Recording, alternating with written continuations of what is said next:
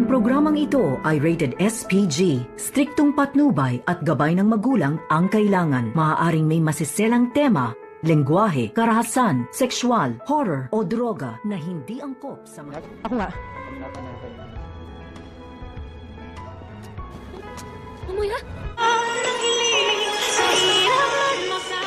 Narito na nga ang ating pakabangan ngayong Huwebes sa Abot Kamay na Pangarap. Muntik-muntikan na ngang maabutan at mahuli ni RJ. Itong si Carlos Benitez dahil sa nakita ito na may kasama sa loob ng kotse at duda nga dito ni RJ na baka ito nga si Moira.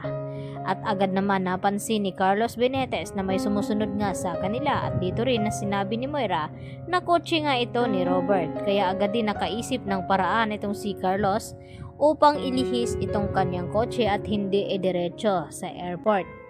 At dito nga na iniwan ni Carlos Benitez itong si Moira at sinabi na magtaksi na lamang siya papuntang airport dahil muntik-muntikan na nga silang mahuli dito ni RJ.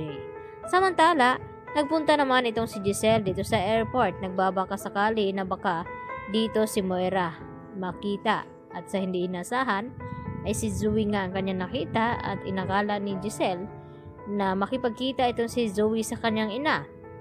Subalit nagkamali nga ito dahil nakahanap din ng paraan itong si Zoe na ihatid itong mga papeles na ibigay kay Dr. Hiroshi para sa Japan.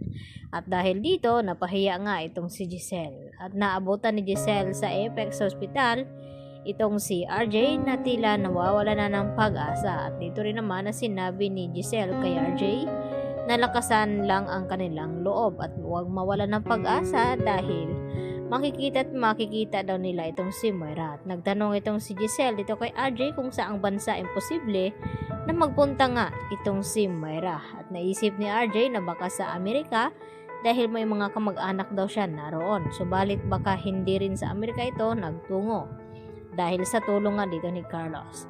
At nakipagkita naman itong si Zoe at pinuntahan sa Eastridge itong kanyang ama na si Doc Carlos at tinanong kung natuloy ba ang pag-alis ni Moira. At dito na lamang ni Zoe na hinayaan ni Carlos si Moira na papuntang airport dahil sa muntik-muntikan na nga silang mahuli dito ni RJ. At maya-maya nga ay nakatanggap ng isang tawag itong si Carlos at ito na nga si Moira at ibinalita na nasa Japan na nga siya at tatakasan niya itong mga pulis.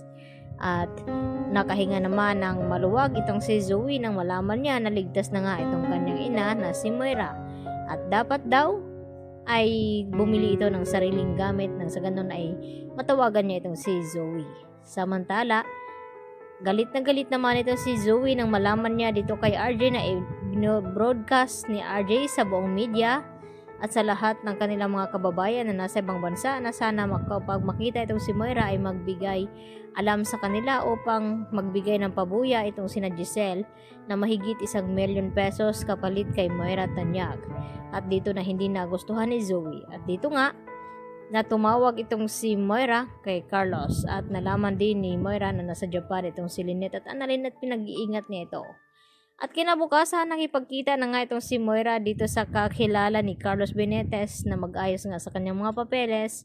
At dito nga na hindi inaasahan din ni Annalyn na makilala niya itong si Moira dahil sinubukang habulin ni Annalyn at ibalik nga itong gloves na naiwan sa lamesa sa inakala na ibang tao nga ito. At nang makita nga ni Annalyn kung sino ang kanyang nakita ay ito na nga si Moira, ay laking gulat nga ni Annalyn Santos. At dito naman na dali-dali na tinawagan ni Annalyn ang kanyang tita Giselle upang ipag-alam na nasa Japan nga itong si Moira.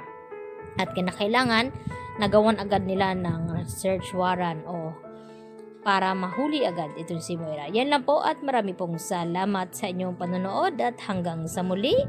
Bye-bye!